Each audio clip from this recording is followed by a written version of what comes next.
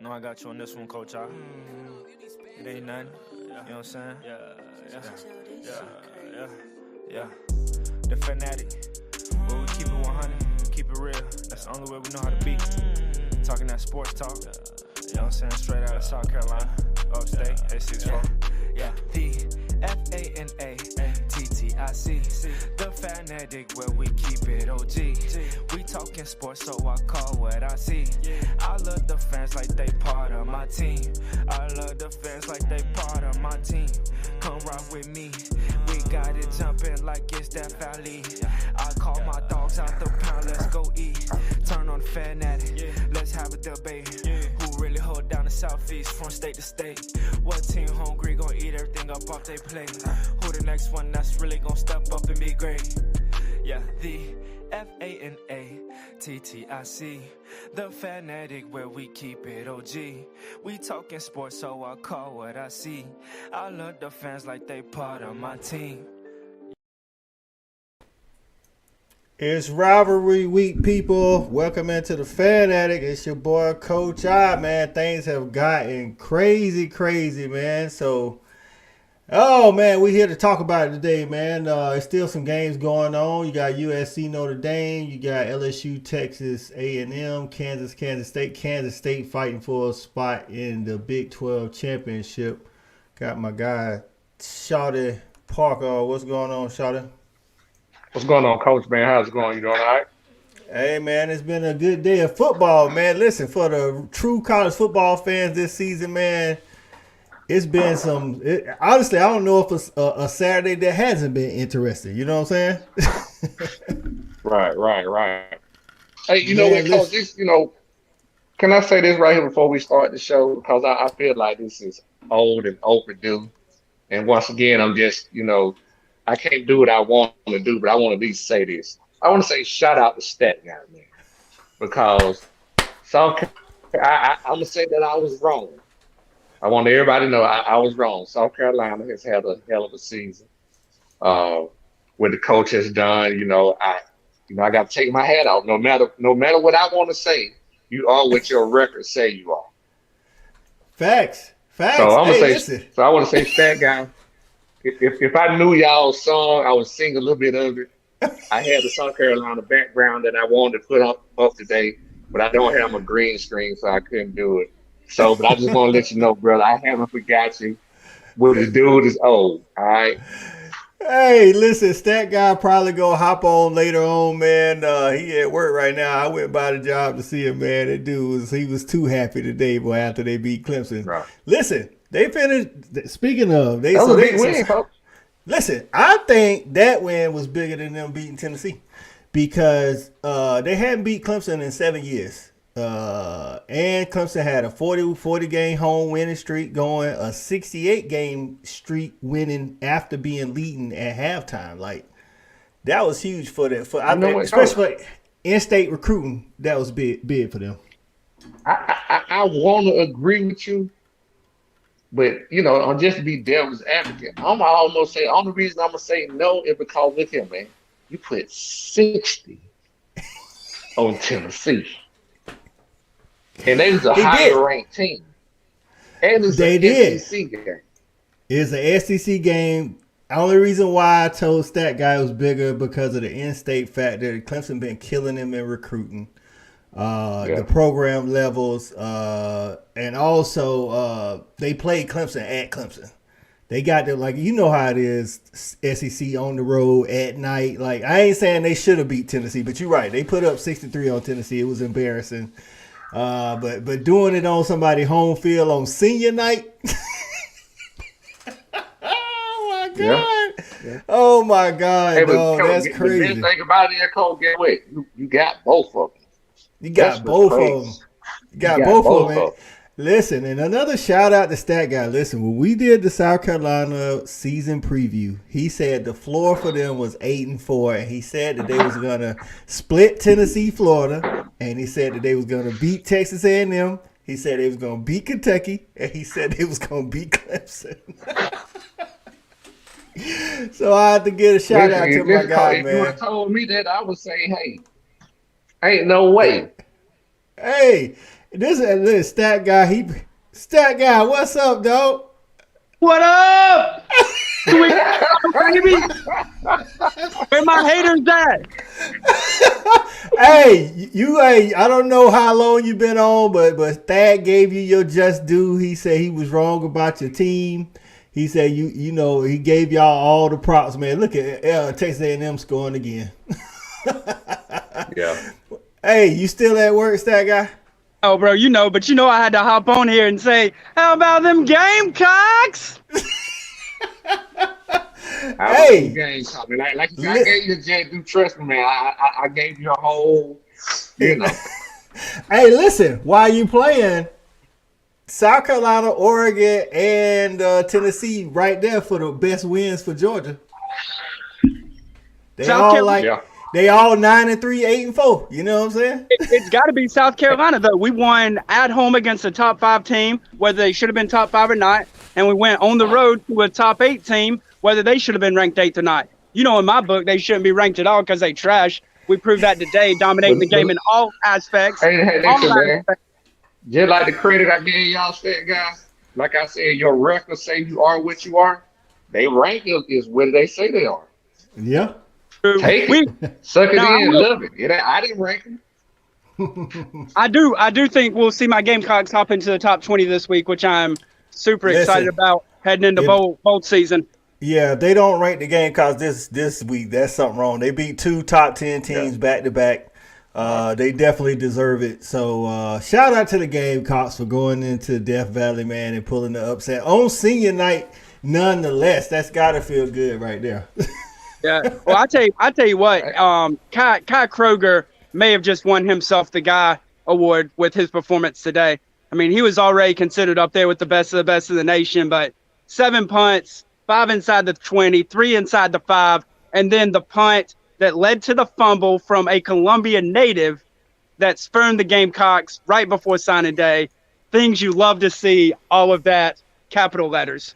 Listen, Beamer Ball was alive and well today in Clemson, and that's one thing that I did say in the preview. I picked Clemson to win, but I did say the special teams was hands down, went to South Carolina, and they showed up big today. Like you say, those punts was like incredible. It's nothing like pinning your opponent inside the 5. Like, I don't care how good the offense is, you pin your opponent inside the 5, they take away a lot of options that they could do. So shout out to the Gamecocks, man.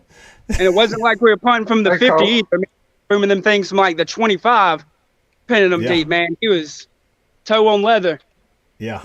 Go ahead, and listen, to Beamer credit, this is one thing I would say too, man. And Coach, we always joke about it all the time. Is look here, man.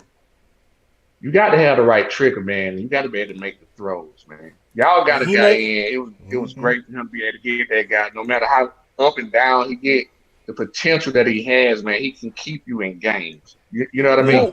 And that's just like on the opposite side. This man completed 9 passes. Clemson got to make a decision. Don't give him credit. 8. They got to make a decision. Yeah. I'll tell you what, though. I really think, like, for me, the progression of Spencer this year, and I think it has a lot to do with us finally opening up the playbook a little bit, was earlier in the year, he throws that pick 6, and you can forget about it. We're probably running the ball the rest of the game because he's a head case. But today, he threw the pick 6, scored that first touchdown, immediately started tapping on his helmet like, I'm in, we got this. He was fired up. And then the pick right before halftime, who knew what South Carolina we were going to see coming out to start the second half, get the 3 and out, and he leads a touchdown drive. I mean, it was definitely the Spencer coming out of high school that everybody That's my thought. Point. You got to be able to make the throws. Yep, you got to have a trigger man, and y'all got to get trigger man. The last 2 weekends, he definitely made those throws that they're talking about. Shout out to Hall of Fame Media, man. Y'all check out his college football podcast on YouTube, man. He and his supporting the channel. Listen, man, it's a huge win. I think today, South Carolina, even though they had their win over Tennessee, I think today's biggest win so far is South Carolina, followed by a close Michigan. Michigan airing it out on Ohio State with Blake Corum not 100%. He only carried the ball 2 times the whole game. They was airing it out over the top on Ohio State. They beat Ohio State like worse than last year. And Ohio State can't claim snow, inclement weather, none of that stuff. It was sunny outside, you know what I'm saying? It was like a fall football Saturday, and then Donovan Evans goes for 216 on the ground, bro. You can't let a dude run for 216 by himself. What? So the physicality, bruh. Exactly. That's what I was about to say, man. It's like Ohio State don't play well against teams that play physical.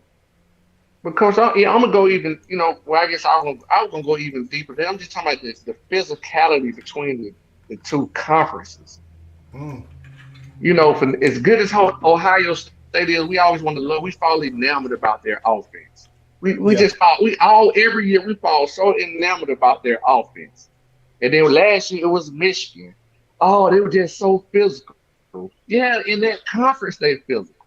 Yeah. Until they play against you're right. I think Michigan is clearly the most physical team in that conference. But like you say, But what's crazy is though that ain't Big Ten known for being the second most physical conference though. Yeah, but listen, Coach, I wouldn't even argue that. Yeah, but who the number one? You know what I'm saying? That's kind of my point. You know what I'm saying? Because they were so physical last year. Listen, and this year they don't even have let them tell it the same quality play. Right? We got a different defense, but now they're more physical than they were last year. Yeah, but they beat up on Ohio State. Man, I would not have thought it was going to go like that. That really, really surprised me. No, but like we say, it's rivalry week, man, and people came.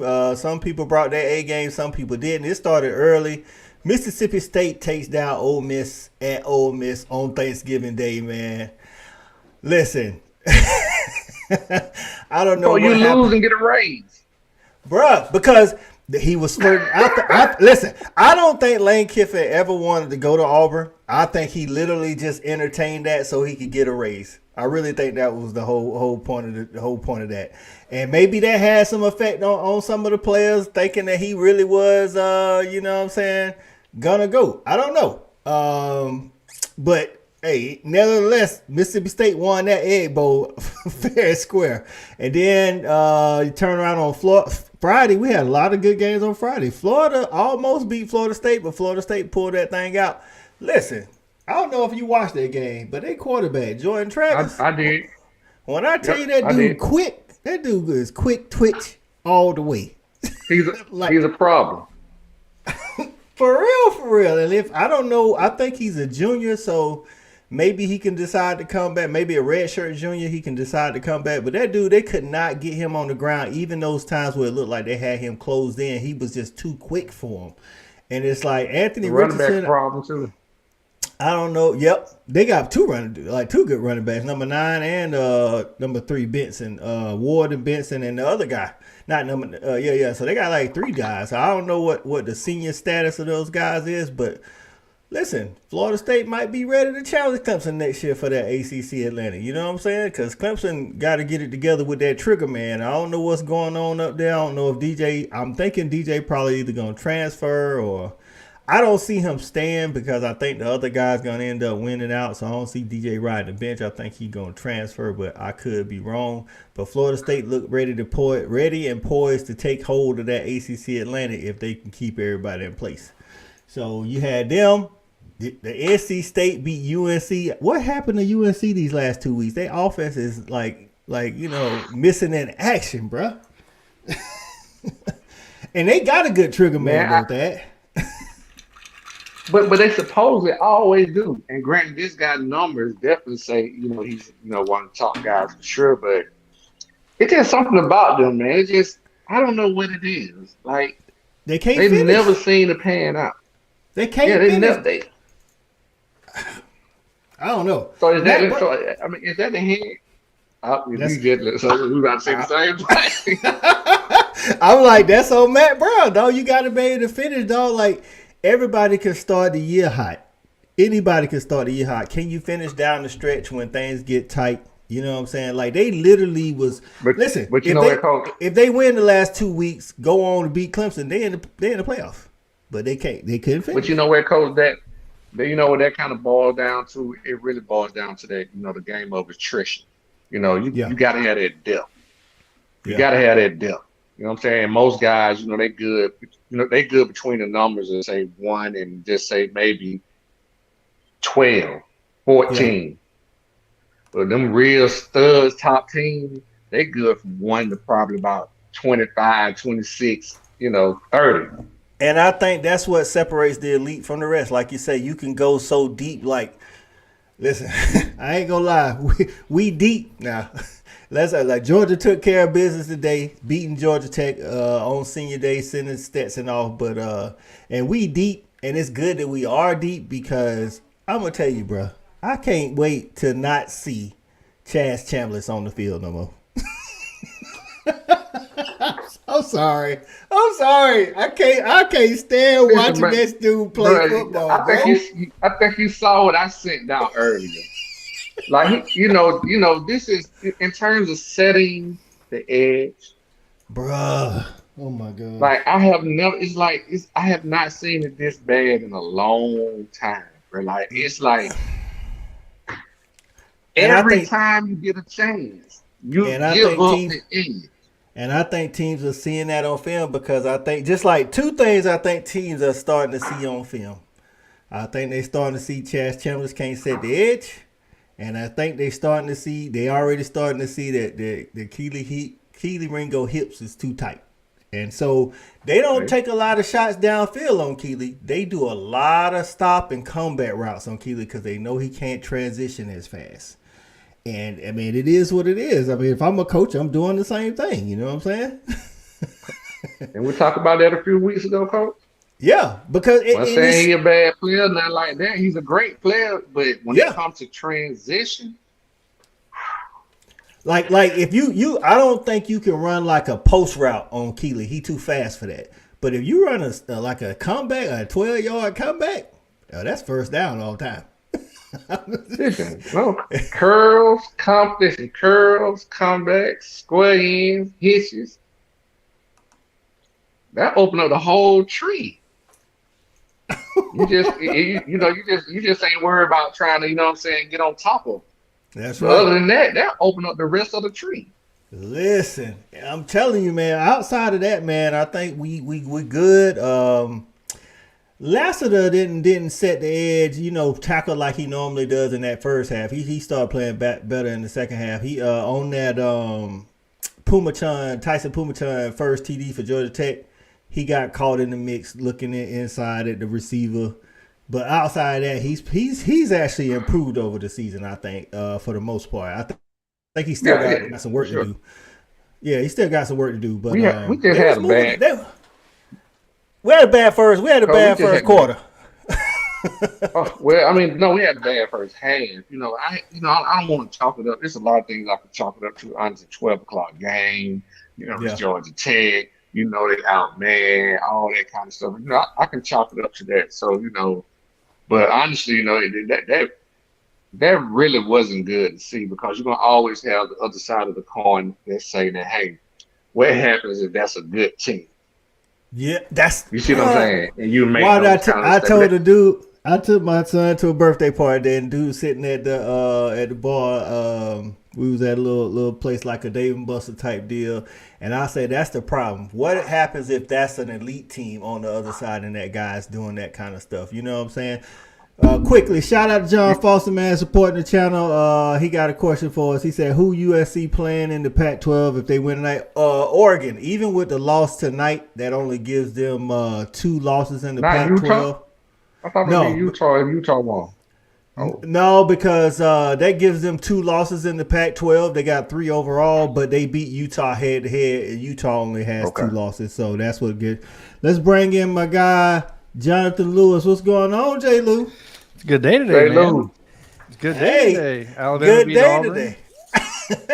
Beat the crap out of Auburn. I don't think Cadillac Williams is going to end up the coach. No, they in talks with Hugh Freeze. Hugh Freeze. So you're gonna bring in toxicity into a toxic environment. That's what I'm talking about. I love it. Right. I love it too, J. Lou. Keep it toxic in Auburn so we can keep beating bringing it in. You know what? We need to go ahead and extend Jimbo while we're at it to at least 5 or 6 more years. Jimbo say he getting a good win right now. He beating up on LSU by 15. Yeah, really shows you something, man. Like how, I don't know. I thought I had LSU down, and they do. Man, I don't even want to talk about it. LSU won this team, man. You just don't know what you're gonna get out of them every week. You know what I'm saying? You have no clue which team gonna show up. Like, is it gonna be the 13-10 versus Arkansas, or is it gonna be the team that beat Alabama at night? You just don't know. And I want to say, man, Missouri came on strong at the end of this season. Bro, Missouri quietly had a top 20 defense all season. Right. I'm not saying they good. I still think Georgia played bad against them. Oh, yeah. But part of that was them. I got to give them a little credit. Like, part of that was them. Same thing with South Carolina. Ended the season strong. Like, Shawty said the same thing. He said, "Hey, man, you are what your record is," and they 8-4 with two top 10 wins, bro. But no one could have told me they saw Michigan do that to Ohio State in the fashion they did it by not running the ball. Listen, bro, without Blake Corum, they hammered Ohio State. Like, it wasn't even. Yeah, but Donovan Edwards did go for 216 in the second half. No, I know, but I'm talking about the first half though. JJ was like throwing dimes. I'm like, what? I want JJ to throw the ball if they play us. Well, that's a little different. See, here's the thing. There's a little bit of a difference when you play Ohio State defense and Georgia defense. First of all, the defensive tackle weighs 270 pounds. We're going to go ahead and get that out of the way real quick. And Facts. Yeah, Ohio State's been known to have linebackers that just can't move east to west. So, and it just continues to show. Yeah, I think in other news, Caleb Williams is going to win the Heisman tonight. Yeah, man, look, there's certain. Yeah, I do think he is. I think it was down to him and Max Duggins. They don't give Max Duggins enough credit at TCU. He balled out today, but Caleb Williams he's the media darling, and he's playing good. Like, he's playing out of his mind right now. I ain't even gonna lie. And Blake Corum didn't play today, and C.J. Stroud got hammered. So I think it's all but, and Hidden Hooker, of course, is out. So I think it's all but his. Yeah, there's just not. I mean, you could add in a couple guys, but look, there's nobody that's been propped up, in my opinion, as much as Caleb Williams. He ever since he went to USC, man, it was almost like they did that on purpose. Yeah. Exactly. But, so y'all can say Alabama, y'all beat Auburn pretty handily. Robbie, what's his name? Ashford or whatever his name is, the quarterback. He tried to start the game off strong, but good. Did you not see my tweet? Yeah, listen. Auburn came hyped up for about a quarter and a half, maybe a half, but at the end of the day, man, it just ain't. But that's all they've been playing off of is energy. That's it. Yeah, that's it. And go ahead, Joe. I'm still standing by that tweet, man. We need changes. We need to get rid of Pete Golden because I'm tired of seeing mediocre quarterbacks ball out the first half against Alabama, sometimes the whole game, and we have to give them credit. And it's like, no, they're not. Even as an Alabama fan getting beat, they're like, you're salty. I'm like, no, they're just not good. Like, Bo Nix is not that good. But, it's hard to show people what I'm talking about because I can't explain it. Yeah, I know what you're saying. You know what I'm saying? The defense hasn't been the same defense that it was supposed to be. Your wide receivers played good today. Ja'Cory Brooks, finally, man. It's 2 weeks in a row he's really stepped up, in my opinion. I know it's easy to say against Austin Peay and everything else, but, that. And I don't know, man. Look, you're going to see, I think, a complete overhaul at Alabama this offseason. Well, I think coaches staff? Yeah, both coordinators, I think, will be replaced. I think we'll give Eric Wolford another year coming over from Kentucky. He's only been there 1 year at the offensive line. Yeah. And he was dealt a bad hand with all the injuries we have on the offensive line. Before the season even started, we're down 3 offensive linemen before the season started. So it's like, that was already a bad hand for him. So I give him a pass. Some people deserve a pass. Yeah. But if Nick Saban doesn't fire Pete Golding, I'll be attacking that dude all next season. And Bill O'Brien. Oh, and Bill O'Brien. Both of them need to go. But if he doesn't fire Pete Golden tomorrow, I will personally create a Facebook group, and I'll be trying to get Nick Saban fired at that point. Not really. I'm not that stupid, but the You dude's can't get rid of the goat. You can't get rid of the goat. Of course no. not. That's me being facetious and exaggerating. But in all seriousness, though, I will start I'll start speaking. You know me, man. I'm gonna speak my mind. Yeah. Hey, it is what it is, dog. So J. Lou, let me ask you this. I'm sorry. Go ahead.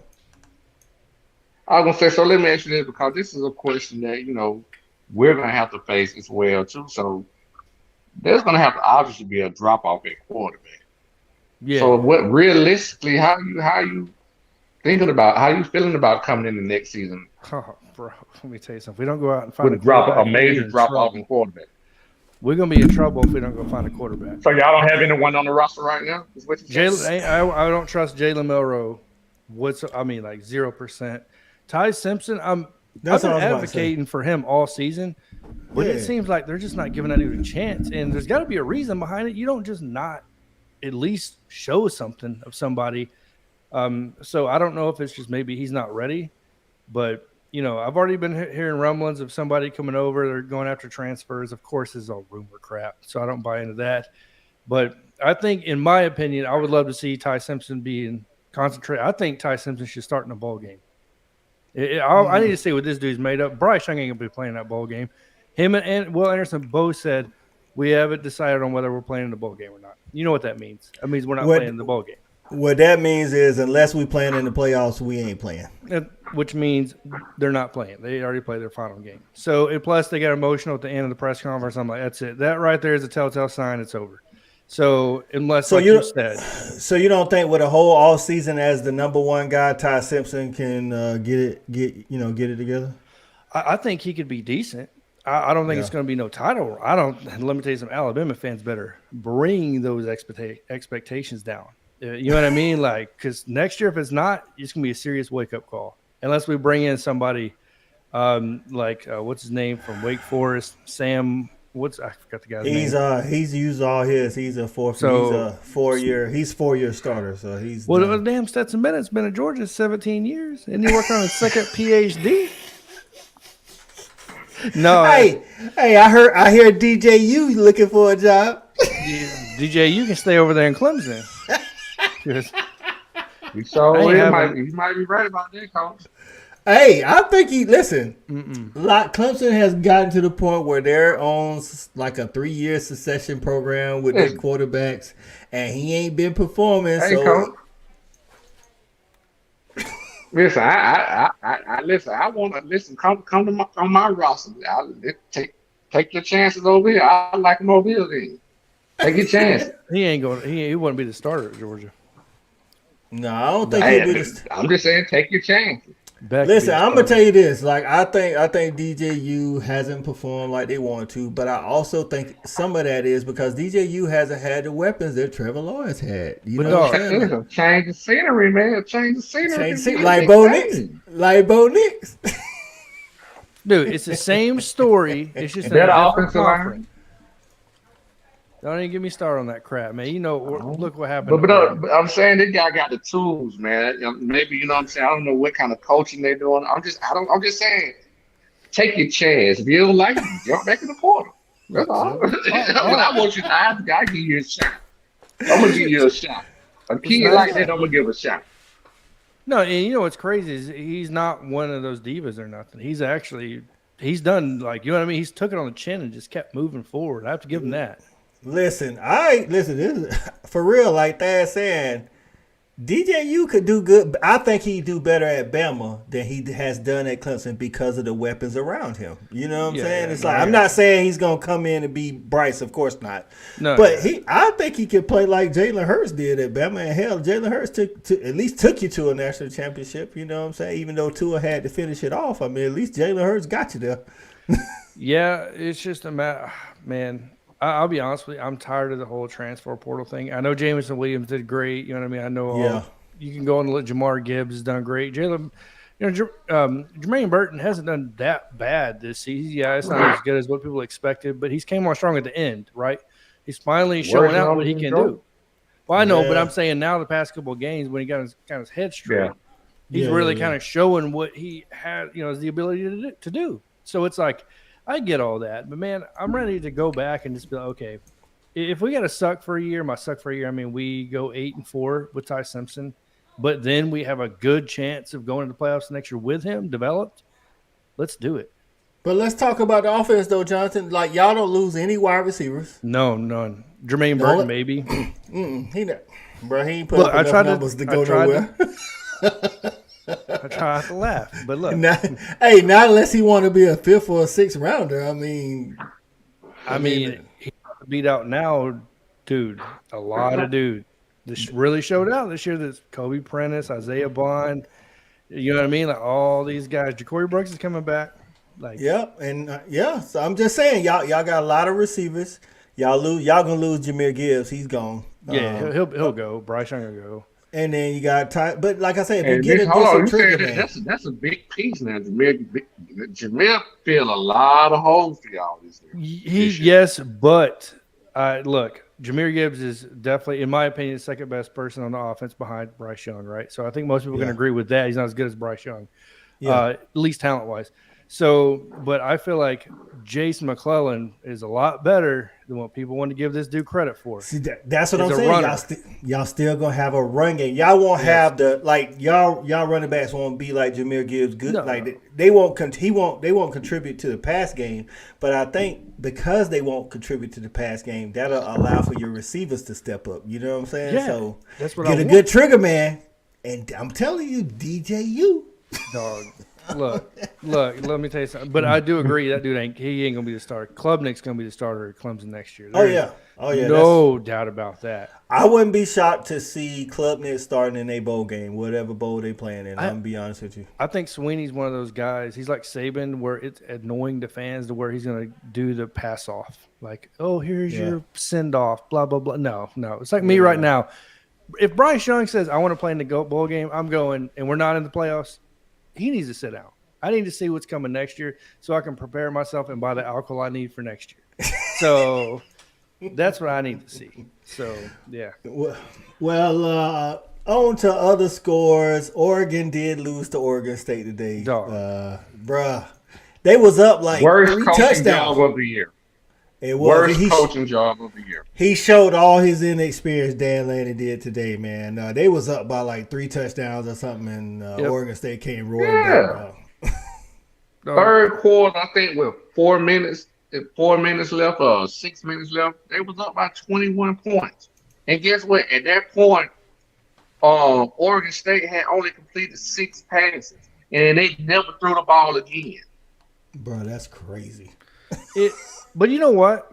I still got to give Dan Lanning his credit. He finally had a game where he was an inexperienced head coach. Yeah. Well, I don't know. I don't think the first game showed he was inexperienced. They was just outmatched. That was talent, dude. That was just talent. Yeah, that was talent. But Coach, I don't think y'all understood. Did y'all hear the stats? I didn't make those up. Those was real stats. The man was up by 21 points. I know. 4 minutes left in the third quarter. I know. And they only completed 6 passes at that point. And they never they ran the ball out like 19, 20 times in a row. Bruh. With the linebackers that they got, that should have never been possible, dog. Justin Floyd and Noah Sewell, that should have never been possible. I don't know what kind of adjustments he didn't make, but that's unlike a Dan Lanning because that's defense. That's on the defense giving up all them points, not passing the ball. Like, come on, bro, you can't do that kind completion. of stuff. Come on, yeah. Not even a storm. It wasn't, a blizzard, a tsunami, nothing like that. It was, Exactly. Wow. I got word from somebody on the street that Anthony Richardson will be declaring. So I guess that Jaden Rashada move was hey, it's nice knowing you, bro. Nice knowing you. Really? But your job ain't going to be here for you to be a starter next year. Oh, my gosh. Like, you know what? He must be failing classes. Like, for real, no, I'm being funny. I'm being funny, but I'm kind of for real too. That could play it, like the school part. Like, you tired of it? It got leaked. I had somebody hit me up this morning, and then about noon or 1, I saw a leaked source that came through. I can't remember if it was Athlon or who, but it said that he's been already linked to an agent and that they expect him to declare. And I knew that they said Napier, I guess the offense coordinator kind of already figured that he didn't fit the style of play they want. I don't know what they mean by that. I know what they mean by that. But, if you've seen Billy's offenses, he does want to spread a QB that has mobility. Yeah. But you cannot be inaccurate in that system. DJ, in short and intermediate throws. So, yes, that's where I was going to lead into. DJ U to Florida is what I was thinking. Ooh, okay. You know what like I mean? I said, man, if he can get some weapons around him, the dude got an arm. He can run the ball. Yeah. So, and they got Eugene Wilson coming in. I know he's a true freshman. I get it. But they got studs showing up on this team. Like, listen, you know what I mean? I'm going to keep it a buck, man. Trevor ETN from Florida, that dude is good at running back, dog. That dude can move that ball. You feel me? Yeah, like Florida, I think the problem is, though, I don't know how much around him he got. So, he, you know what I'm saying? It may all be for naught because I don't trust none of their wide receivers. Nope. I don't trust their offensive line. You know what I'm saying? And until they get a trigger man, I don't know what they're going to do with that. Florida is who they should have been, and that's who should have most teams looked like with a first-year head coach like that. Like, you know what I mean? Like, they had their ups and downs, they had their high moments, they had their low moments. But I think by the end of the year, even though they lost to Florida State, I feel like they found out kind of who they were, like where Billy's trying to position them to be. And I feel like that was more important than anything. I'd rather do that than do, let's say, Lincoln Riley, let's say he runs through this season, makes the playoffs and gets just hammered right in the playoffs, but then falls apart next year. Because you don't know who you're trying to be. I'm not saying that's the case for USC, but just an example because I can't stand USC. But kind of like Michigan State. Yeah, Michigan State. Like they tried to establish an identity. Well, you know what I mean, but it was too late. It was kind of like they had their season of here's who we are, but we're still not sure. The next year we're gonna play off this, but it's not who we are. Well, that something goes to something when Thad brought up Michigan State. That goes to something you said earlier, Jonathan, with the transfer portal. This is why you can't rob the transfer portal, and establish a culture, dog. Like that's why Kirby made that statement that he made after we, I want to say it was after we beat Tennessee or whatever. He's like, 0 transfers, yada yada yada. It's like, bro, it's like one gun in basketball. Again, one exactly. Like you can build your roster full of transfers and have a one good season, but then what's gonna happen when all them transfers gone? You still ain't got nothing left. That's us. And you know what I mean? Like now, I will say this year it would have been worse if we wouldn't have had Jahmyr Gibbs, and it'd have been worse if we wouldn't have brought those guys in. If we wouldn't have brought in, as much as I can't stand Henry Toto, we don't have a guy that was experienced as him that could have been at linebacker last year. Last year, but this year, yes. Do what? Jermaine Burton? No, wasn't Burton your leading touchdown? I think Jahmyr Gibbs is our leading touchdown. I think Jahmyr Gibbs is the lead. Let me look. TDs, I think it's Jahmyr Gibbs. It is. But this is what I'll say to that, though, Jonathan. If Henry To'oTo'o doesn't come in and Drew Sanders gets healthy, because he just wasn't healthy. You know what I'm saying? And we had him on the edge. That's two. Yeah, that's two. We didn't have him. You know what I mean? On the inside position. I feel you, but Arkansas moved him inside. Yes. And then, I got you. Okay, it made sense. Speaking of, while you looking at just an update, Oklahoma was up 24-13 on Texas Tech. Texas Tech is now up 38-37. This is another example of the first year coach where he had to get some transfer guys in, but this is what most first year coaches look like. You know what I'm saying? Which speaks to Brian Kelly, at LSU. He still got to get his coaching culture into LSU. So it doesn't shock me that Texas A&M beat them, and they didn't finish, the season as they should. But who else? Texas A&M. But bro, listen. Hey, let me ask you this question, Coach. All right. Let me ask you this. So with that loss, right? So if we lose to them in the SEC championship, do we still get in? Yes, you still get in. Us, TCU, and Michigan, I think, are all in because there's only one loss team behind us, and that's USC.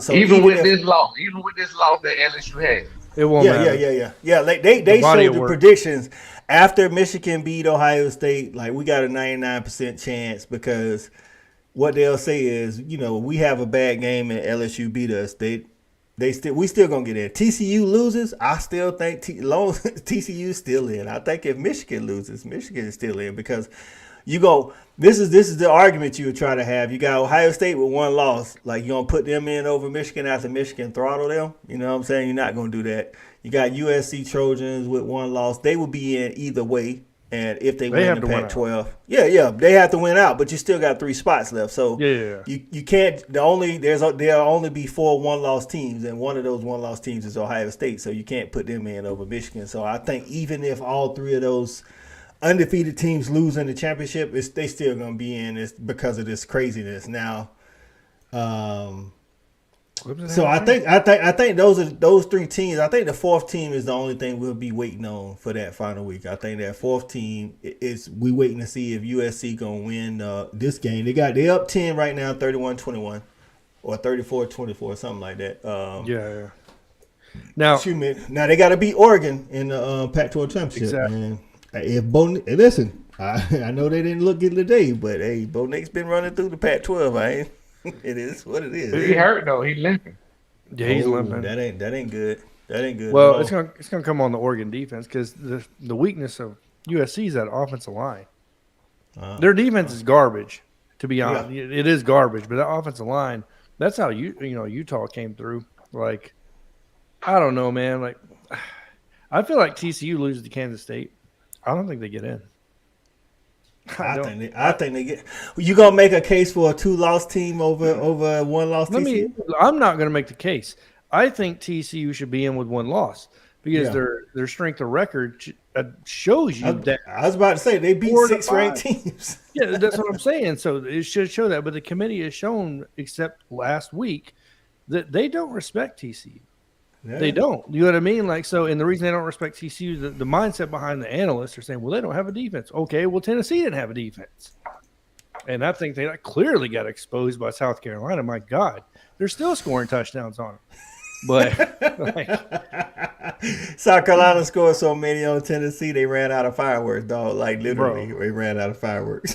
Like, wow, that was embarrassing. Scoring on the first 5 touchdowns and then the last 5, like, bro, the last touchdown they didn't have no more fireworks to shoot off, so it was just they just had to do the lights. That was it. So like, you let somebody, like Thad said this earlier when we first started, man. Like, so what do you think was a bigger win? South Carolina beating Tennessee at home by 60 and scoring 63, or South Carolina breaking Clemson's 40-game home win streak on senior day? Them beating Clemson. It's just because they've been like tortured by Clemson. And I'm telling the reason why, like I said, the one thing I think puts it over the edge for me is the recruiting aspect, because Clemson been owning South Carolina in recruiting, and a win like this can start to turn the tide. I'm not saying it's gonna show up in class of 2023, but it can start to turn the tide. You know what I'm saying? Back-to-back top 10 wins for Clemson. That's already now. Here you want to know the fun. Obviously, it's not going to happen. But if the chaos would have ensued, and let's say USC would have lost blah blah blah, whatever happened, and Alabama would have got in, they would have had South Carolina to thanks for all of it. Oh yeah, South Carolina started all this chaos last Saturday. That's what I'm saying. So it would have been like a huge thanks to South Carolina. Now clearly that's not going to happen. I don't want it to happen. You guys know that. But I wished LSU would have at least made it interesting next week, but now I don't even want to watch the damn game because I feel like they're not even going to show up. Well, in the rivalry week, SEC goes 3-1 versus the ACC, with Florida State being the lone win for the ACC over Florida. But listen, I ain't gonna lie, I thought Florida State was gonna blow Florida out. I ain't even gonna lie, but Florida hung in there as long as they could. And then Kentucky beat Louisville today. And then, of course, South Carolina beats Clemson, and Georgia handles Georgia Tech. So there's that. Penn State beats up on Michigan State. Old Mel Tucker, man. What they going to do with Mel Tucker up there, Thad? What can they do? Come on. Hey, man, I've always told you, man, it's one of the biggest so far. Like Jimbo, one of the biggest rivalries. And that's the problem with all these buyouts, dog. Like you can't do nothing either. Like Michigan State ain't got bank like that. They can't pay off that buyout. You know what I'm saying? So I'm not saying they all got the same agent. I'm not Sexton, saying they probably got Sexton, all of them, bro. Yeah, I'm not saying they gonna do it. Yeah, that's what I'm saying. They all got the same agent. This is why you don't be giving these huge buyouts, bro. Because you listen, like for instance, okay, Georgia Tech and Auburn kind of had the same thing going. They was playing all emotional, you know what I'm saying, won a couple of games. And then schools be made, you know, administrations be giving people extensions and stuff like that, like and hiring them. Like, bro, you can't go off of that, man. You gotta really dive into these guys. Kiffin gets a contract extension 3 times in 3 years at Ole Miss. Yep. Come on, like listen to that. He gets a contract. He get a new contract 3 times in 3 years. Like that's unheard of. Like what is going on? Hey, what's crazy is I ain't gonna listen. First of all, I like Lane Kiffin. I think he's a decent coach. It may be better than decent, but he's only had 1 10-win season at Ole Miss. But it's Ole Miss. Listen, Cole. Hey, I don't know if you know. I don't know if you know, but it's like Birdman say. I don't want to get too ghetto with it, but like Birdman say, contracts gonna get recontracted. I don't care what you think you signing. Like a contract don't mean nothing no more. It don't. That's my point. It means nothing. And I think Johnson said it. It's Ole Miss, and I think they so scared to go back to being mediocre. Yes. Like at least Lane Kiffin is winning 8+ games. They so scared to go back to the less than 8 games that they're willing to redo his contract. Like what's the point of having a contract like that? Call leverage. Yeah. Like, bro, why are you signing a contract if every year you gonna redo the contract? I feel like they're eventually just going to have to get... What about administration? Yeah, man, look, the Ole Miss administration is probably incompetent. They're probably wetting their diapers every night, scared of going back to like you said, the Liberty Bowls and the Sun Bowls and everything else. And they're making money now. Like Ole Miss is actually making money in Oxford. Yeah, off of this football team. So it's like, you know, keeping Lane Kiffin, it's not just because it's Lane Kiffin. It's because Lane Kiffin is bringing in revenue to the university to build up what they already have. So, you know, that's what's Saban. People are like, oh, Saban's making $11 million. But yes, he's making $11 million. You know how many millions he's brought to Tuscaloosa? Like, my God, man, that's the bigger picture of it. So, and who are you going to get to replace Lane Kiffin? You know who else got a contract extension? Eli Drinkowitz at Missouri. Oh, my God. He deserved it this year. Right? What? Listen, man, hold on. Listen, Drinkowitz is decent, man, but like contract extension, Jonathan? I'm laughing. I guess I went, you know, went Hey, man, I should have shot to be a college coach, bro. This is crazy. Like these dudes getting extensions for going 5 and 6, bro. They're gonna be offering Cadillac here. Dog, all I know is now I'm gonna tell you what. Now I think what's the name need to give him a call, Jacob. South Florida. Talking about the coach down there.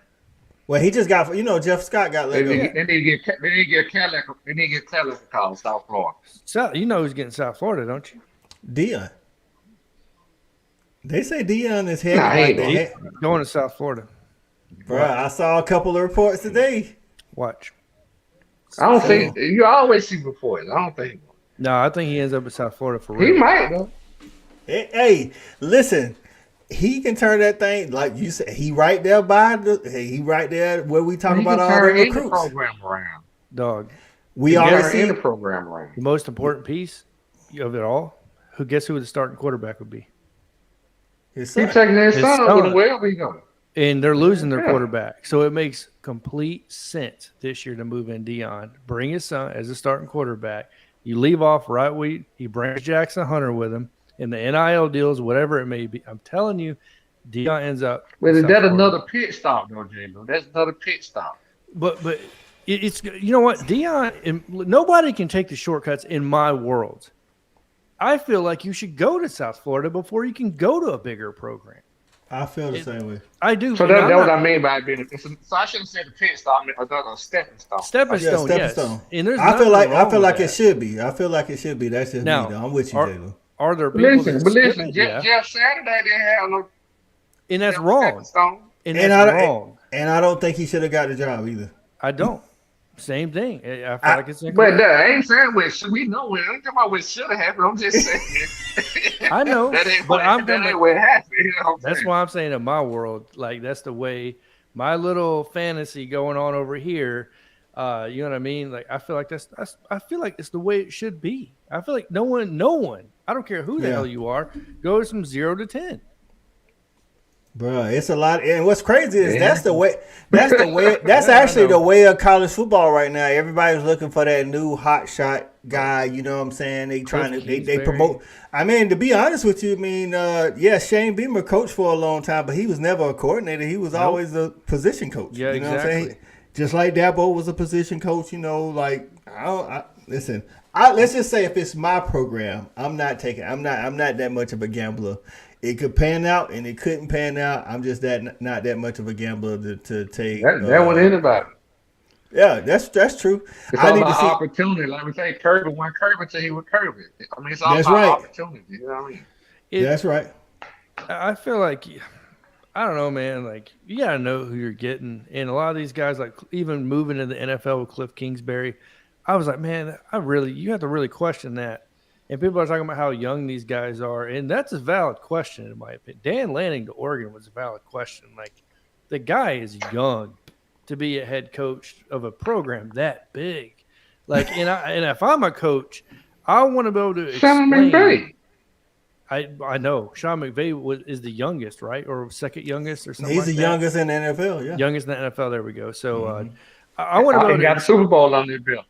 Yeah, he do. Well, him getting Stafford. Credit Georgia.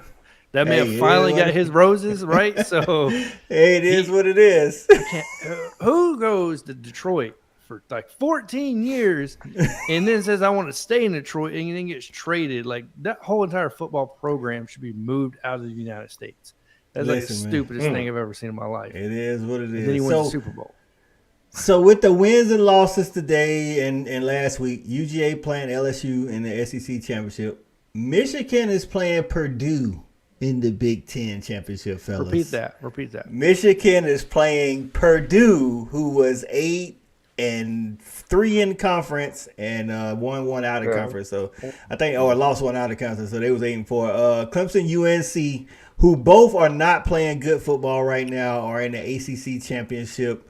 USC Trojans are playing Oregon next week, regardless of tonight's outcome for Pac-12. And did Kansas State beat Kansas? Yeah, I think they beat them. They were on top of them pretty good. Let me see. That's why conferences want to do away with East and West. That's why they want to go with the best records. Yeah, and so and we about to get to that too. But Kansas State is up 10, so it looks like Kansas State will be playing. Oh my God! Here we go. We got people comment. My bad, fellas. Colorado offered him the job. Colorado offered Deion the job too. Yeah, offering him and South Florida. Both of them did. Shout out to my guy Levi Playmaker, man. One of my former players. I did not know that. Wallace, what's going on, Wallace? Wallace said he don't think Deion's leaving Jackson State this year. Hey, it is what it is.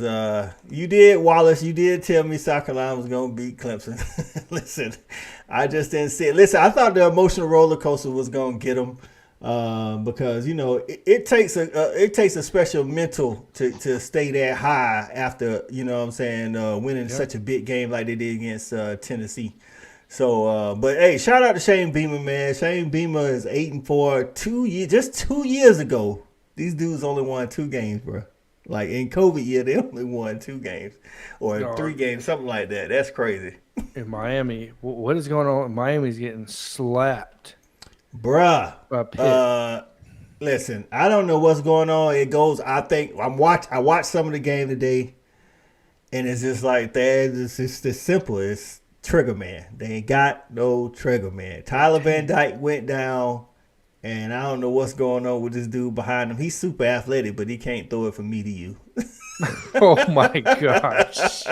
35-3.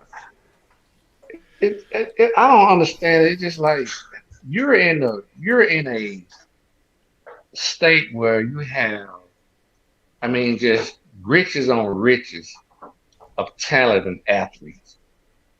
You have to be able when you have that particular brand. Granted, the brand ain't the brand what it used to be. I'm not saying that, Yeah. but when you have that brand and you're in that conference, you have to be able to produce better.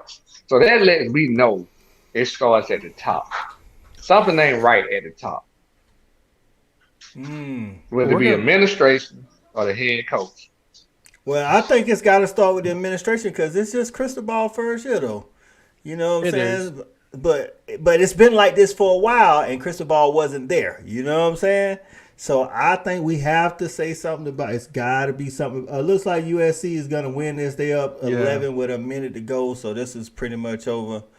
Uh, Listen, Wallace, it's about. Hey, listen, dog. They got beat by Florida State, so really they only got 2 SEC losses, and Yep. so does Alabama. They beat And Bama. they beat Bama head up. When you tied up, they beat Bama head up, dog. It's like that. That's why winning in the conference is, when you talk about going to the conference championship, it's more important than losing. Just like Oregon. Oregon's playing for the Pac-12 championship, and they got slaughtered by Georgia, but they only lost 2 in conference, and Utah lost 2, but they beat Utah head up. So hey, listen, that's why them head up wins, hey, they matter. I'm glad LSU beat us. Yeah, but Thad brought up something earlier, the division. So Sankey announced that the divisions are going away once Oklahoma and Texas come into the league. How you feel about that, Thad? I mean, I don't really have no personal sway over it because at the end of the day, I'm not trying to be, boasting, but I can at this particular moment when we at the top of the heat. I don't think everything's gonna matter. No way. Yeah, When you're on the what you top of think? top of the mountain, you know what I'm saying? Because I you're think still we gonna have the go. same 4 teams that's gonna really always be in the mix for it. Yeah, I think we go to like a 9-game conference schedule, and I think it goes to like Yeah. a three. I think they keep three constant games, and then the other 6 will rotate. For like Georgia, I think it'll be Auburn to stay, Florida to stay, and probably like I don't know somebody else, whoever. But like It's gonna be a Alabama, battle of attrition, coach. yeah, and I'm like you, like right now, not to trying to boast, but I don't think Alabama or Georgia really got nothing to worry about. It is what it is. I think it's still gonna shake out, It's gonna be a battle of attrition, man. You're gonna have to have depth. and Like that's what it. always, you're gonna have to have depth. Nothing's going Yep. to change at the end of the day. It's Yeah, really not. Like it Right. just see, it makes sure. Sorry, it's going to ensure that the top get in. yeah, because then you can. It's what y'all one of y'all alluded to earlier. Like then just the best 2 teams play. Now it's Exactly. no more divisions, so it's like now the best 2 teams play. And you can't just be like, oh, I beat you, so I get in because I Yep. won the West. Like, nah, ain't gonna be no more West, bro. You got to be, Yep. you got to be the best 2 teams. So, and I don't see it. I don't see nothing about recruiting really changing. You know what I'm saying? No. Like I think it may change some of the middle of the pack. You know what I'm saying? Like, South Carolina may start recruiting better than, I don't know, Tennessee, maybe. I don't know. It's just that middle of the pack. So LSU getting dealt with next. Hey, that's what we hope for, Wallace. We hope our guys don't come out sleepwalking in the SEC championship. No. Listen, 18, 22-year-olds, you can I'm watch. hoping LSU down since they can't make the playoffs. I'm hoping they're gonna come in down. Really don't feel like they got much to play for. See, and I I mean, I think it's grant the. it's the SEC championship, but you thinking about the whole shebang bang.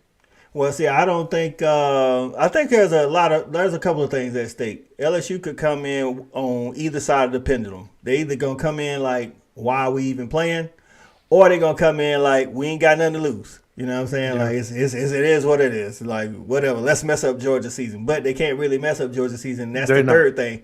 That's the third thing. Like Georgia.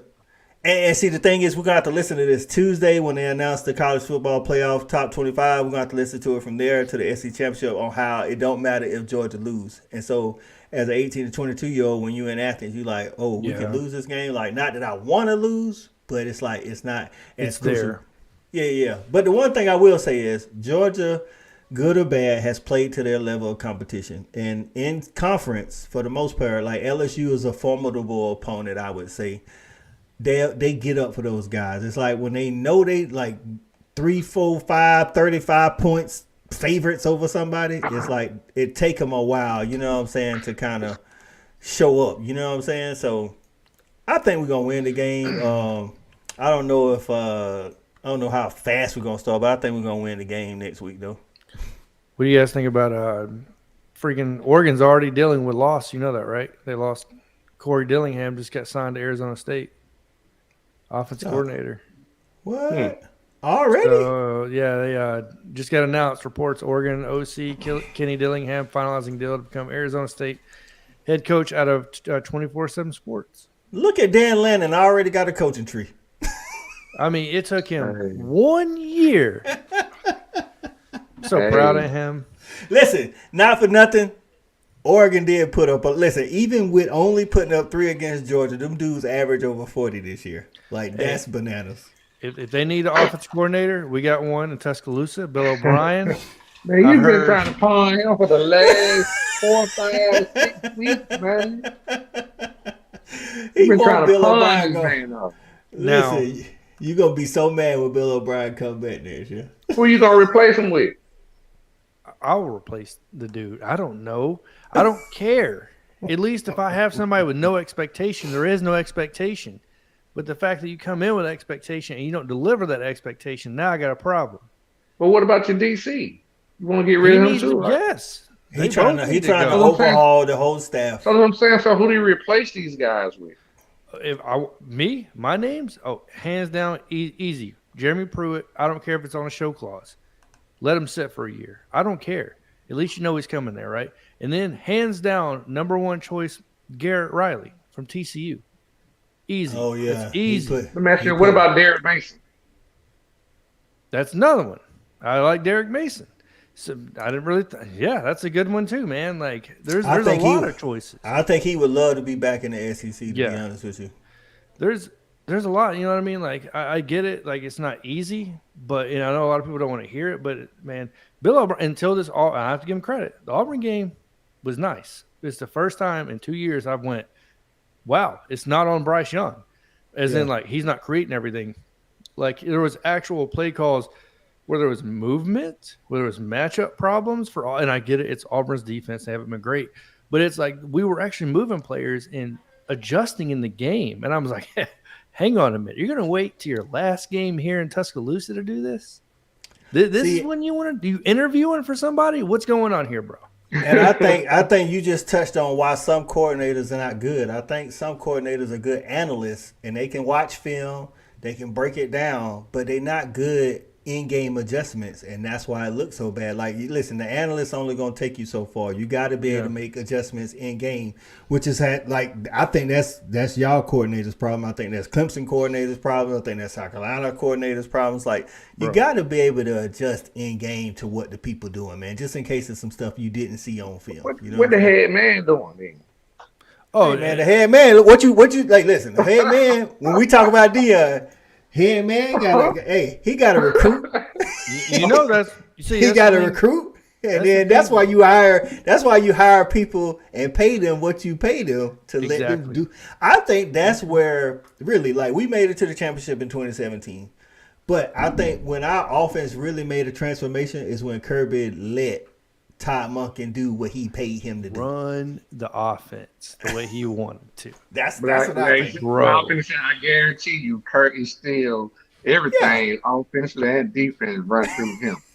Like I think Kirby be like, okay, Todd, we up 21.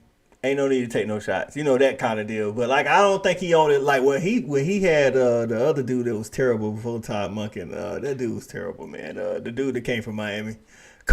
James Coley. Oh my God, he was oh my God, it was a headache just watching that offense, bro. Oh my God. Kirby probably has a philosophy, kind of like Saban has a philosophy of what he wants. He wants to get somebody that will fit in that realm of that philosophy. That's why I keep saying Steve Sarkisian needs to be fired so he can come back to Alabama, and then And that's why Lane Kiffin's getting all these extensions, by the way, because they know when the man goes over in Tuscaloosa, they're gonna be giving Lane Kiffin a call. I'm trying to tell. I think Sarr got something in Texas though. I'm gonna be honest. I think he got something going on there. He does. He's doing I think he's doing better than what people give him credit for. So well, I think he need to get it together before he comes to the SEC. I was just gonna say I think coming to the SEC really is the worst thing that could happen. They're gonna finally be winning games, and all of a sudden it's gonna be like slap in the face. What's up, man? Back to reality. Once his Xbox time, they won. Even I know that. I forget about that. He get that extra time. Well, he's like Georgia, but back-to-back 12-0 season, baby. Bruh, every Saturday. Listen, I saw something wild today, man. I saw a couple of Ohio State fans, because of today's game, say that Ryan Day need to be on the hot seat. What y'all think about that? Gee. Bruh, this came from Ohio State fans. Like, they said, we beat Michigan around here. Like, Ohio State, like, Ryan Day called a whole bunch of screenplays today. You know, people get tired of seeing the screenplays. So, we got a replacement. They want Bill O'Brien? Nah, not right now, man. I don't think. The way he recruit, you will be a fool. Nah, you'd be stupid. I think you'd be crazy to get rid of Ryan Day because of, like you say, the way he recruit, the way he win games. Yeah, he slipped. Like, he lost to Michigan 2 years in a row, but I don't think you get rid of the dude for losing to Michigan. But that's how serious that rivalry. I always say they are top 2 rivalry, but that's how serious it is. Wallace say, do we think we will lose? The Dogs lose Monken to a head coach job? Wallace, my opinion is he don't want to recruit. Monken doesn't want to recruit. He doesn't want any part of being a CEO of a program. If there is any chance that we lose Monken, it's to be an OC in the NFL. That's it. Yeah. If he doesn't want that headache, because right now, like when you drafting people, you can only get a couple of the people you might want. You know what I'm saying? But when you recruiting, especially at a place like Georgia right now, he literally can go to Kirby and say, "Hey man, this is what I need," and Kirby say, "All right, I got you." And then he just sit back and draw up the plays. Like, literally, that's all he actually does in the recruiting game anyway. Like, he sits in his office. He like that skybox, baby. He like that skybox. So, that's why, he got a raise this past offseason. So, I think Todd Monken, like, you know what? I'm good right now. But, of course, NFL money different from college money. So, if we was to lose him, it would be to an OC job in the NFL. So, I don't think it would be nothing different. It's that lure too of being in the NFL. It's not even just about money, but we know that. But it's about in that position, egos and all that good stuff. Yeah, I think the only guy you guys may lose in the future would be anytime soon would be Will Muschamp. I don't think we're gonna lose him at all. You don't think so? I think there's zero chance. I think if we lose somebody, I think it'll be McClendon. I see losing McClendon because he's always wanted to be a head coach, and I could he's a hell of a recruiter. That's the thing. And I could possibly see Dale McGee if Dale McGee wants to be an OC, because he's a hell of a recruiter too. And I don't know what his aspirations are, but those are the two I could see losing. I think Schumann possibly, because he may want to be just a DC by himself, but he's co-defense coordinator, He's co-defense with Muschamp. Yeah, but Muschamp, I don't think Muschamp's had 2 goals at the head coaching position. It hasn't worked out and it failed miserably. Now he back with his boy. Like Kirby, I think he's straight. I think Kirby, his boy. He's a Georgia boy. He coaching at his alma mater. He coaching with his homeboy. Like Okeechobeen's right there. Again, getting the players that he want, doing what he love to do. Yeah. It's gonna be hard to put it. He home, baby. It's a wrap. Look, I don't want Muschamp to stay there, so I need him to go and find something. You trying to get Muschamp in Alabama? Look, we'll trade you gold. Muschamp good, man. Muschamp ain't going nowhere. Listen, I knew that our secondary was gonna be better with Muschamp because that's what he do. That's his, like, he in his wheelhouse with that thing. You know what I'm saying? So I don't think Muschamp going nowhere. Muschamp's like, look, man, been there, done that. Right. I had a career. It's time to settle down with the family. We locked in. We take the wheels up under the trailer. It ain't moving no more. Here's what we're doing. We're getting rid of Pete Golden. They got your name. We're bringing in Gary Patterson. Ooh, gonna take him from Texas because he's just an analyst at Texas. He's just an analyst at Texas. Now, let me ask you. he stepped down on his own volition, right? At TCU, so he has no clauses. No, there's no clause. He kind of got forced out in a sense. Like Sonny Dykes was wanting out of SMU, and basically TCU word on the street was he was interested if it became open eventually. It did. By, in my opinion, force of, hey, this guy's interested. He could leave SMU. We need to get him while we can get him. I mean, it did pan out. Look at TCU now. But in my opinion, man, that was kind of disrespectful to me, to Gary Patterson, because he brought you guys up. Bro, I was about to say, Gary Patterson had a good stretch at TCU where he was doing that thing. Oh, I saw this over Twitter, too. He said, do we think we flipped Justice Haynes? I don't think so, man, because I don't think so. You guys are loaded, and he's going to get early playing time with us. So, I don't think we get him, but we just flipped the wide receiver. Giving up. I ain't giving up. Of course not. Of course not. We still got the SEC championship. Hey, we got the playoff and another national championship. Hey, listen. So you guys are gonna be busy while we still recruiting them.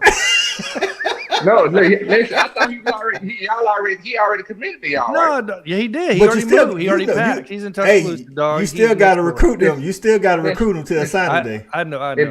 Listen, folks. To the ink dry, and he there on campus. They pull the trail up.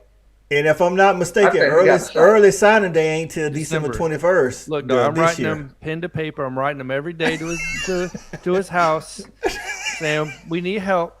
Listen, we already done took Oklahoma top wide receiver commit. I saw that. Anthony. Listen, man, them 3 games. That's what stayed ingrained in the kids' mind. Them last 3 games. Well, he knows what he's got at Georgia. Man, his dad, he lives down the road. You know what I mean? Like, listen, that man don't know what that by now. Come on. I'll say this. I don't think we get him unless Caleb Downs leaves. If Caleb Downs goes to Ohio State, then we get Justice Haynes because they boys. I'm just saying they second. Like he was flirting with them. But, you know, again, like they say, the last thing he remember now is them getting smashed by. But then, if I'm Ryan Day, I'm calling Caleb tomorrow like, yo, this is why we need you, dog. Like, they were smashing us today. Like, we need a safety like you to come in. But if Caleb Down leaves Alabama, then Justice Haynes is coming to Athens. Yeah. If he stays, then Justice is staying. He's starting day 1 at Alabama. You know that, right? Caleb Downs is starting at safety. Oh, yeah, because Battle's I was about to say Battle's gone. Yeah. Battle's gone. We have nobody coming in. Like, this at that level. I think that was the lure for Alabama in the first place. Yes, I think exactly. Because at Georgia, you know, we lose Chris Smith, but we got David Sisavon. I forget his last name. And then we got another guy that came in last year with that top DB class that we got last year. So I think he didn't I'm not saying he didn't want the competition, but it's an easier path at Alabama. You know what I'm saying? Look, it's like 1A and 1B when you come out development, going to the league, and that's what these guys are ultimately looking at, in my opinion. You know what I mean? So, yeah, if Georgia's packed house in the safety position, Alabama's not. And let's be real, at the end of the day, Kirby and Saban are probably talking still realistically to some degree. You know what I mean? So, as much as we may not want to think that. Hey, I think, like I say, I don't give up. Kirby is he the house of pancakes, dog. Like, he flips them. So, I don't give up until they send that fax in on signing day. But we had Nicholas Harbor on campus. That's the 5-star athlete. Yeah. That's crystal ball to South Carolina. But he a defensive end / tight end / athlete. Dude run like a 10-7. He like 6'4", 260 something. I don't know. It's like almost like Jadavion. Not 260, like 245, 250. Right. He running faster than Jadavion. Yeah, like, listen, that dude, he an athlete, dog, and all I know almost like he's really more of a track runner than he is a football player, to be honest. Yeah. At that time. And see, that's the thing, man. That's crazy how you can go to one program with the better staff to get developed. You know what I'm saying? Like, he could go to he might end up in South Carolina, but is he going to develop? Because they got 3 5-stars on their defensive line right now that ain't really, did nothing since they've been there. You know what I mean? I tell you what, and Thad, I know you're not a big Florida State guy, but have you been paying attention to their 2024 class? They looking real. Norvell's got something rolling with that class. Before you hopped on, is it mostly in-state? Do what? Is it mostly in-state? Yeah, he's locking down. So I'm actually hang on. Well, you know they beat Florida and Miami this year, so that's huge for recruiting in the state of Florida. That ain't saying a lot, Coach. Well, in terms of recruiting, that's what I'm talking about. I ain't talking about national picture and that. I'm talking about like when you go into a Florida kid home, you can be like, we beat both of them. You know what I mean? 3 Florida, 3 Georgia. He got the Albany, Georgia. He got Cameron Davis, the 5-star running back. Then he got the 4-star safety out of Bluntstown, Florida. Then he got a 4-star wide receiver out of Lake City. No surprise then. So your 4-star QB, Luke out of that's another Savannah, Georgia. And then the last one out of Atlanta was C.J. Hurd, 4-star safety. Like, Norvell's sneakily, like, he's slowly doing his thing. Kind of like people didn't pay attention to Clemson until it slapped him in the face. I'm not saying they're going to be Clemson. He did a hell of a job this year. Like I say, you are what your record say you are, man. And at the end of the day, they got a chance to have a 10-win season. And if you would have asked me that at the beginning of the year, I would have said no. I was clowning on him. So who the front runner for Coach of the Year? TCU? It's still got to be Sonny Dykes, man. TCU, Lincoln Riley. What about Lincoln Riley? Josh Heupel. Even though they, I'm just saying you got to think where they came from. Dan Lannon. I mean, I don't know. We talking about first year coaches, dog. Like who? Like hold on. I think Kirby should be in this thing. I think. The expectation. Right now, we're talking about now. We lost 15 draft picks. Dog. You know Nick Saban's won that award one time. That's bananas, bro. Because it's why though, right? Because when you win it, like they say, the expectation has been set because believe it or not, the award has a set standard. So you can't just win every year and then get it because you won all the games. Your standard has to have moved to some degree. Well, Kirby hasn't won National Coach of the Year though. Oh, then there you go. So then he should be up for and that's what I say. And the thing is, because not just that we lost 15 players with 5 first-rounders, but like Thad, y'all tune in on Tuesday, man. Thad hit us with the stats. Like our defensive numbers are literally almost identical. I know. Like, that's bananas, bro. I didn't want to talk about it. with the improvement in offense. With the improvement in offense. So I know, but I'm like you. I don't think he's gonna win it because I think they're gonna look at it like he recruits so well, and like you say, the standard is standard, whatever. But I think he has a good case for it. In that case, you got to put Jim Harbaugh in there. That's what I was about to say, Jim Harbaugh. That was the next one I was going to, Jim Harbaugh. Like, look at what he's done back-to-back years. You know what I'm saying? And I'll still throw Mac Brown because of where North Carolina came from. They always seem to fall off at the end, though, John. I know. Much as I hate to say this, but just being totally objective, I had to say TCU coach Patterson. I think TCU because this is his first year at the school. Yeah. Even though he got years of experience. And just the whole transition. Just the whole transition from what they've been through, you know. And I think they only won like 6 games last year, and now this dude is undefeated. Like, bro. Like, and he ain't got a whole roster of 4 and 5 stars either. Nope. Well, a lot of the guys that were there left. Look at Evans. He lost a lot of the elite talent that was actually there. So he made the most out of every little ounce he had there, man. Yeah, Wild said we lost 13 to the transfer. That's right. But the thing is, I think what hurts Kirby is the national perception. It's like it is. We don't rebuild, we reload, so Georgia should be able to do that. So Kirby may never win National Coach of the Year, you know what I'm saying, to be honest with you, because of those perceptions from the outside world. He wouldn't. You guys would need to lose like 5 games one season and then go undefeated and win the national title the next. That'd probably be about the only way. Or if we was to win 3 times in a row.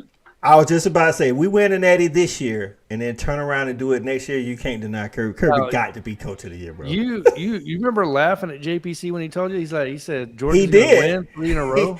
He said 3 in a row, bro. Has that been done? No, it's not never in been modern done. age. No, never in college football. Not 3 in a row in college football has it ever been done. It's only been done back-to-back. 3 times in the last, 30, 40 years. Yeah, Alabama did it, and I want to say the Trojans did it. Nebraska did it. Nebraska. Yeah, Nebraska. So, yeah, I mean, we don't know what's going to happen, but if he win 3, listen, dog, like JPC did call it a shout out to JPC, man. Like he said, JPC always be he's like clowning. I know. You never know when he's serious. So I'm like, yeah, whatever, dude. Like I felt like after we won it last year, I felt like we could win it in 2024. I honestly didn't see us.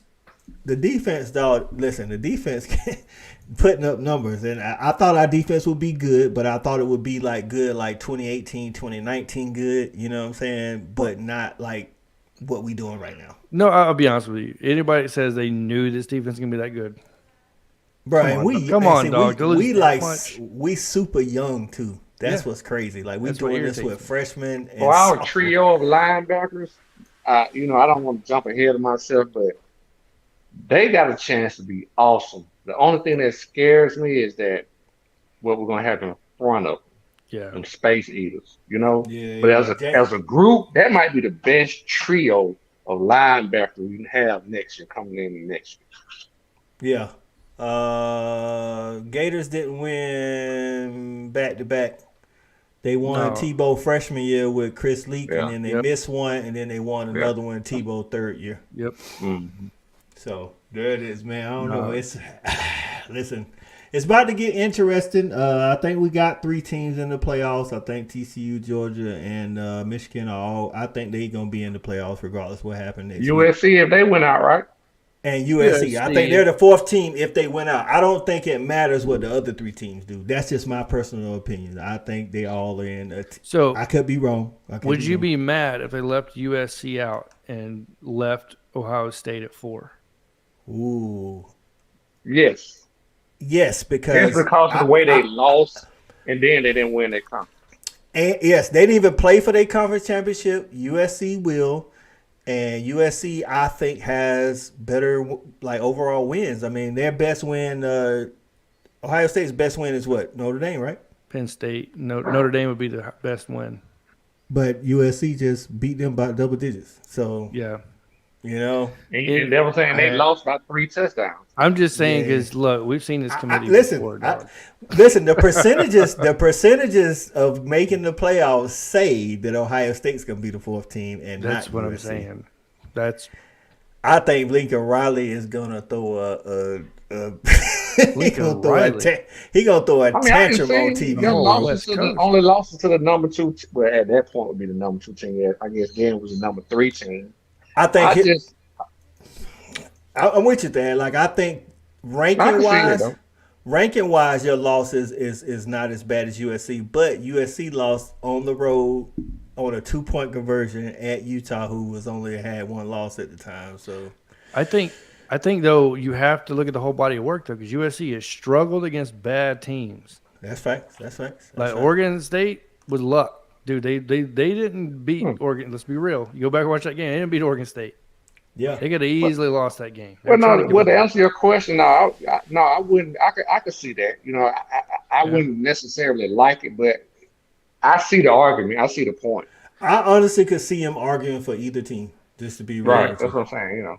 And honestly, if you look at how they're built, they're kind of built the same way. Like Ohio State defense ain't great, you know what I'm saying? But I'm just putting a little bit more strength on the conference championship, But like I say, still though, I could see that though. I wouldn't be.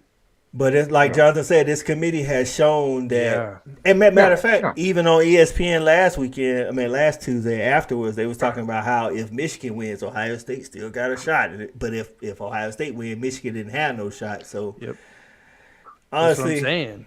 It's gonna chaos. Hey, what's funny is at this point in the season, when they lose, you always hear, and even Nick Saban got in on it today, this week. Start lobbying for your team to be in the playoffs. Ryan Day did it in the post-game press conference today. He was talking about how they'd be a dangerous team if they got in the playoffs and all that stuff. It's like now these coaches trying to lobby for it now. Like, man, you should have lobbied on that gridiron. Like, it's just I feel like if I don't know, it would be almost a slap in the face if Ohio State gets in. And then to watch Caleb Williams win the Heisman and only have that 1 loss. That would be that'd be like a West Coast going to burn down everything type of situation. Yeah. Because C.J. Stroud's not winning the Heisman now. No. So I say, the only person that I think has a claim to it other than Caleb is Max Duggan, but they haven't shown Max Duggan any love. Like you say, they haven't shown TCU much love at all. TCU just keep going out there winning. That's it. It's like Stetson Bennett. Just keep winning. And they don't have some tight wins too. They have had some tight wins. But granted, against, I guess, ultimately better opposition when you look at top the 25 teams. I was about to say, if you're looking at just the rankings, they've done it against better teams. So Ohio State's only played like 3 ranked teams all season. Notre Dame, Penn State. So and at the same time, so why was it the case? It was like, granted what we just said, but why was it the case like, okay, well, they barely might make it in, or if they lose, they just totally out. But anybody else is kind of like, well, they in with one loss. It's like you gain the benefit of the doubt. It's like Alabama. You get 1 loss in Alabama or 1 loss as Georgia, you're in, right? Whether you win the conference or not, you're getting the benefit of the doubt.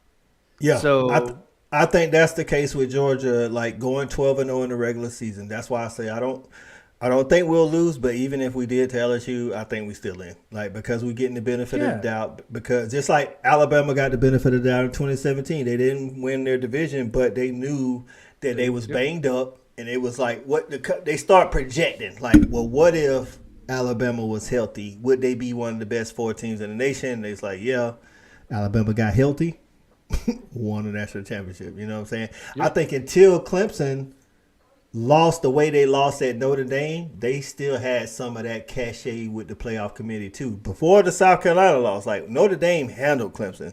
Had Notre Dame went to Clemson and won, Clemson went to Notre Dame and won, I think they still would have had that little cachet too. And then they lose this tight one to South Carolina, they still would have been in talks. You know what I'm saying? But you can't lose like that to Notre Dame. They just Notre Dame manhandled Clemson. Like bad. I love it. They literally just say, "Hey, man, we running right here, trying to stop it." It's crazy, man. Clemson's not even the best team in South Carolina anymore. Clemson they got some decisions to make, man. Like we know they got to make a decision next. Fire Dabo.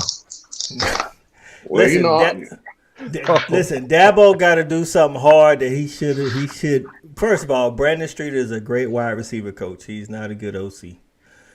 He needs to go back to being the wide receiver coach, but I don't think Dabo gonna pull that trigger. Just like at South Carolina, as much as they look good at the end of the season, they OC ain't no good either. But that's be my boy though. You know what I'm saying? So who knows? We'll see if they can make those hard decisions, man. Y'all got any final thoughts before we jump up off of this thing?